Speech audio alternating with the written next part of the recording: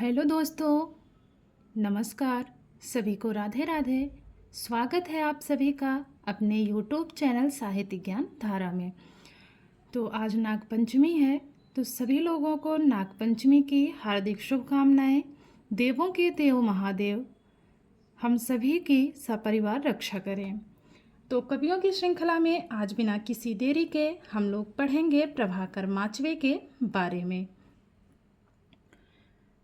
प्रभाकर माचवे का समय 1917 से लेकर 1991 ईस्वी के मध्य माना जाता है। प्रभाकर माचवे का जन्म 1917 को ग्वालियर मध्य प्रदेश में हुआ। प्रभाकर माचवे की शिक्षा इंदौर व आगरा में हुई। इन्होंने हिंदी से एमए और पीएचडी भी की। उनको साहित्य वाचस्पति की उपाधि प्राप्त हुई। तो साहित्य वाचस्पति की उपाधि किसे प्राप्त हुई? प्रभाकर माचवे को। प्रभाकर माचवे की कविताएं अज्ञेय के तार सप्तक में प्रकाशित हुई।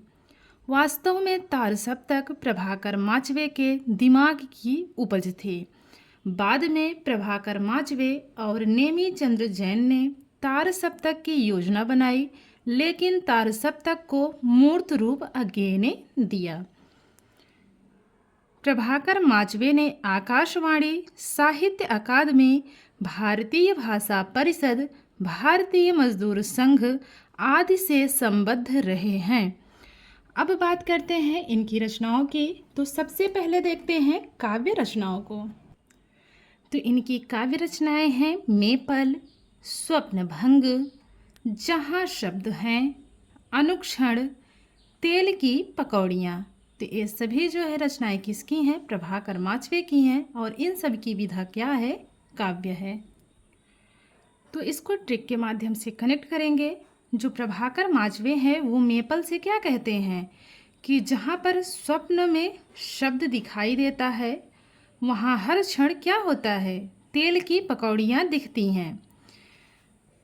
तो मेपल, स्वप्नभंग, जहाँ शब्द हैं, अनुक्षण, तेल की पकौड़ियाँ। तो इनकी सभी रचनाएं इस प्रकार से कनेक्ट हो जाएंगी। अब बात करते हैं उपन्यास विधा की। परंतु 1952 ईस्वी, द्वाभा 1954 ईस्वी, सांचा 1955 ईस्वी, 30, 40, 50 1973 ईस्वी की रचना है। दर्द के पैबंद 1974 ईस्वी, किस लिए 1975 ईस्वी, धूत 1976 ईस्वी, आंखें मेरी बाकी उनका 1983 ईस्वी, लापता 1984 ईस्वी, अनदेखी 1978 ईस्वी। तो ये सभी रचनाएं उपन्यास विधा में हैं। पुनः देखते हैं। परंतु 1952 ईस्वी, द्वाभा 1954 ईस्वी, सांचा 1955 ईस्वी, 30, 40, 50 1973 ईस्वी, दर्द के पैबंद 1974 ईस्वी, किस लिए 1975 ईस्वी, धूत 1976 ईस्वी, आंखें मेरी बाकी उनका 1983 ईस्वी, लापता 1984 ईस्वी, अनदेखी 1978 ईस्वी। अब बात करते हैं निबंध विधा की। खरगोश के सींग 1951 ईस्वी, संतुलन 1954 ईस्वी, बेरंग 1955 ईस्वी। अगली विधा है यात्रा संस्मरण। तो इनकी यात्रा संस्मरण कौन सी है? गौरी नज़रों में हम 1969 ईस्वी, गौरी नज़रों में हम 1969 ईस्वी। यह इनका यात्रा संस्मरण है। बात करें व्यंग रचनाओं की, तो एक कुत्ते की डायरी। एक कुत्ते की डायरी किसका व्यंग रचना है? तो प्रभाकर माचवे की है। तो ये थी इनके बारे में कुछ तथ्यात्मक जानकारी। अब बात कर लेते हैं इनसे बनने वाले महत्वपूर्ण प्रश्नों के बारे में।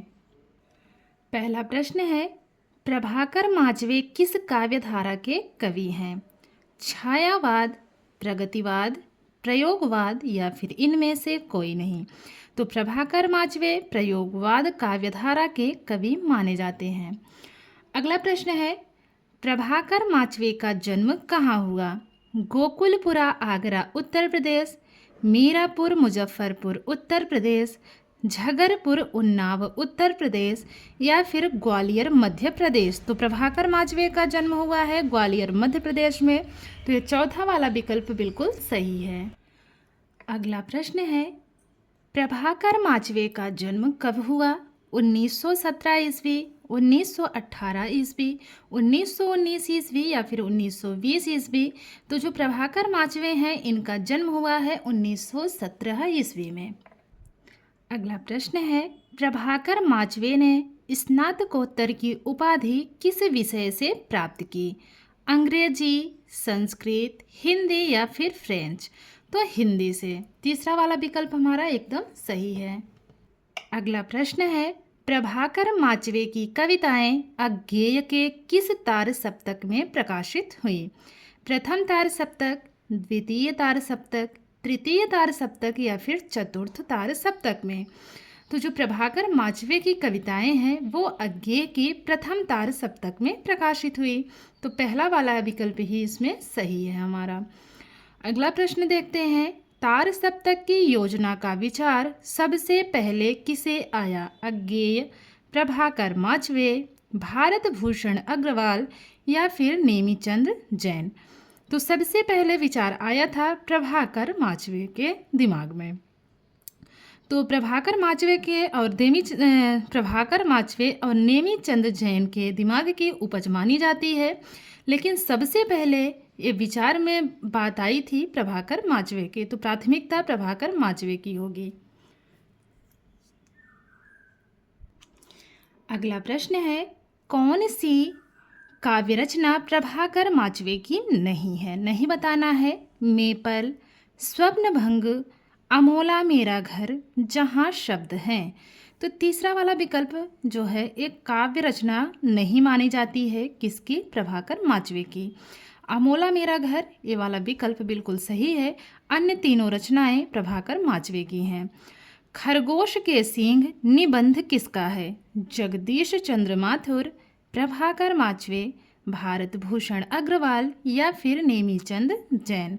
तो खरगोश के सींग निबंध प्रभाकर माचवे जी का माना जाता है। अगला प्रश्न देखते हैं,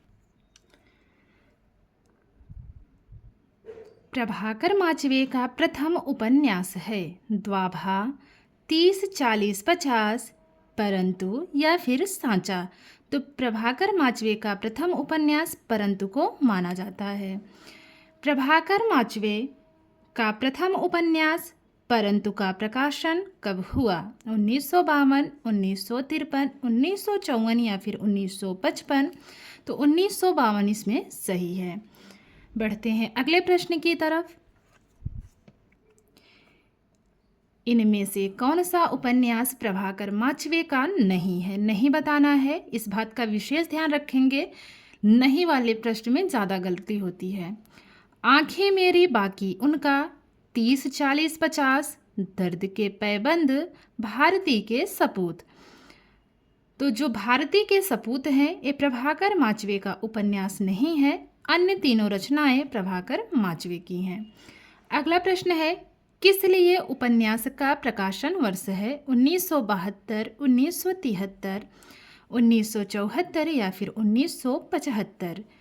तो किस लिए उपन्यास का प्रकाशन वर्ष है? 1975। चौथा वाला विकल्प हमारा बिल्कुल सही है।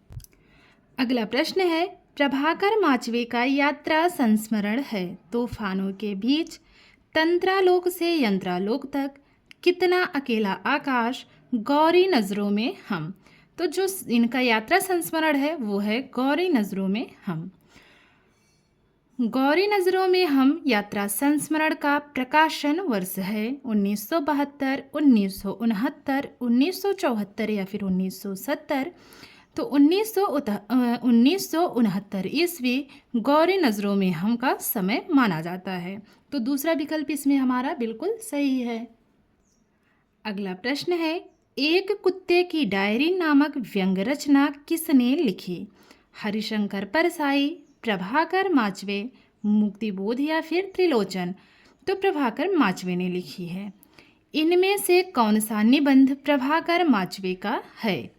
त्रिशंकु, आत्मनेपद, बेरंग, पश्यन्ति। तो तीसरा वाला विकल्प हमारा बिल्कुल सही है। अगला प्रश्न है, लापता उपन्यास का प्रकाशन वर्ष है 1982 ईस्वी, 1979, 1984 या फिर 1980। तो लापता उपन्यास का प्रकाशन वर्ष 1984 ईस्वी माना जाता है। तार सप्तक के लोकप्रिय कवि प्रभाकर माचवे का निधन कब हुआ? 1990 ईस्वी, 1991 ईस्वी, 1992, 1993 ईस्वी। तो इनका निधन हुआ है 1991 ईस्वी में। तो आशा करती हूँ आज की वीडियो आप लोगों को अच्छी लगेगी। और कुछ लोग ऐसे हैं जो वीडियो को रोज़ देखते हैं, जैसे कि एक शशि प्रभा मैम हैं, उषा मैम हैं, विजय रावत सर हैं। तो आप लोगों का बहुत बहुत आभार वीडियो रोज़ देखने के लिए, कमेंट करने के लिए। जो लोग चैनल से नए जुड़े हैं वो लोग जो है चैनल को सब्सक्राइब कर लें, ताकि ऐसी ही वीडियो आप तक पहुंचती रहे। कोशिश यही रहती है कि क्लास छोटी सी छोटी हो, वीडियो छोटी रहेगी, कम समय की रहेगी, तो आप लोग देख भी लेंगे आराम से उसको। और वीडियो आप लोग पूरा देखा करिए। वैसे तो यूट्यूब पे बहुत सारी क्लासेस चलती हैं। और बात की जाए कवियों के संकलन की, तो एक साथ कवियों के बारे में बहुत ही कम देखने को मिलता है। तो इसमें जितनी भी अभी वीडियोज़ डाली हुई हैं वाईटी पर प्लेलिस्ट में, सभी कवियों से संबंधित ही हैं और एक एक कवि पर एक एक वीडियो बनाई गई है। तो उम्मीद है कि आप लोगों को वीडियो अच्छी लगती होगी। तो मिलते हैं कवियों की श्रृंखला में एक और कवि के साथ। तब तक के लिए सभी को जय श्री राधे कृष्णा, हर हर महादेव, नमस्कार।